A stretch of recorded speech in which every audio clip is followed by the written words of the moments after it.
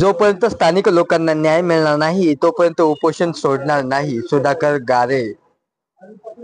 कर्जत तालुक्यातील बहुळपुरी येथील Tata power house या ठिकाणी सुधाकर गारे रायगड जिल्हा अध्यक्ष राष्ट्रवादी काँग्रेस यांचा आज आमरण उपोषण आहे. या उपोषणाला अनेक पक्षांनी पाठिंबा दिला आहे. टाटा पॉवर हाऊस यांची मनमानी कारभार चालू असल्याने अनेक लोकांना त्याचा फटका बसत असल्याचे सांगितले जात आहे. ब्लास्टिंग होत असताना अनेकांच्या घरांना तडे गेले आहेत, त्यांचे नुकसान झालेले आहेत. प्रामुख्याने ज्या मागण्या आहेत त्या आहेत दूषित पाण्याचे स्वतंत्र फिल्टरायझेशन करणे, प्लांट असायला हवा, तसंच तत्काळ पुनर्वसन करायला हवे, ही संपूर्ण भरपाई मिळाली पाहिजे.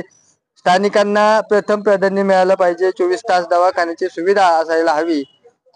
CSR फंडातून गावकऱ्यांसाठी निधी उपलब्ध व्हायला पाहिजे. गावकऱ्यांच्या विकासासाठी, तलावासाठी तसेच रस्त्यावरती दिव्यांसाठी टाटा पॉवर हाऊस यांनी त्यांच्या मागण्या पूर्ण केलेल्या पाहिजेत.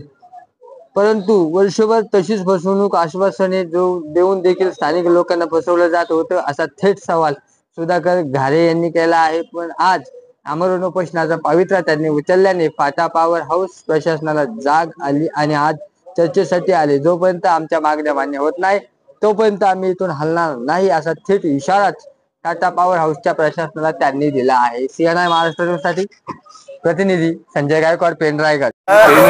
आज उपोषणाला आपण बसलात, काय नेमकी परिस्थिती आहे, लोकांच्या काय मागण्या आहेत? टाटा पॉवरच्या कंपनी विरुद्ध आम्ही आज राष्ट्रवादी काँग्रेस पार्टी, शिवसेना आणि शेतकरी कामगार पक्षाच्या वतीने आम्ही इथे आमरण उपोषण करतोय.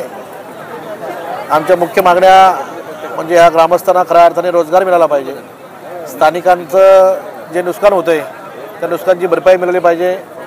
जो टाटा कंपनीला लगत असलेला धनगरवाडा आहे, या धनगरवाड्याचं पुनर्वसन झालं पाहिजे आणि इथे जी काम करणारी मंडळी असेल ना, छोटे मोठे कामधंदे मिळाले पाहिजेत. हे आमच्या प्रमुख मागण्या आहेत. परंतु आजपर्यंत टाटा कंपनीने फक्त आम्हाला शब्द देण्याचं काम केलं.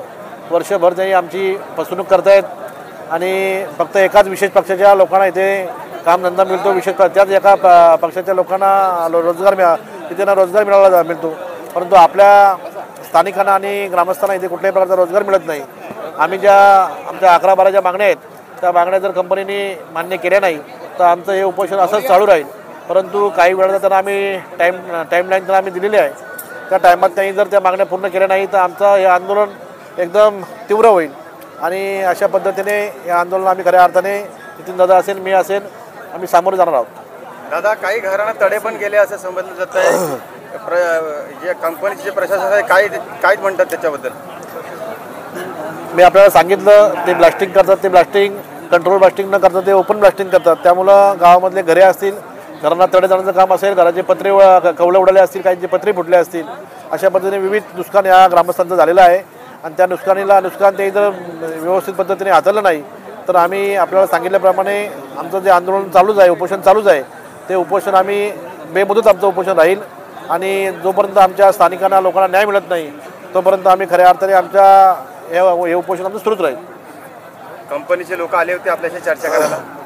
हो, कंपनीचे लोक आली होती, परंतु त्यांचा आम्हाला शब्द नको आहे, तर आम्हाला त्याही काहीतरी निर्णय घेतला पाहिजे. तो जोपर्यंत निर्णय होत नाही तोपर्यंत आमच्या उपोषणाला आम्ही खऱ्या अर्थाने आम्ही सामोरे जाणार आहोत.